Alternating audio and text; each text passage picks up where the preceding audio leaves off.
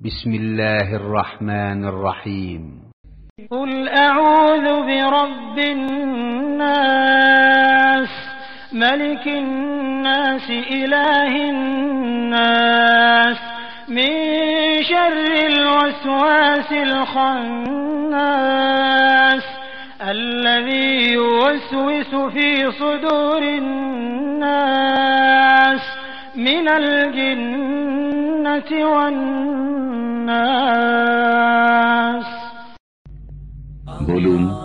আমি আশ্রয় গ্রহণ করছি মানুষের পালনকর্তার,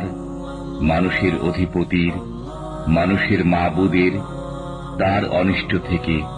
যে কুমন্ত্রণা দেয় ও আত্মগোপন করে, যে কুমন্ত্রণা দেয় মানুষের অন্তরে, জিনের মধ্য থেকে অথবা মানুষের মধ্য থেকে। Allah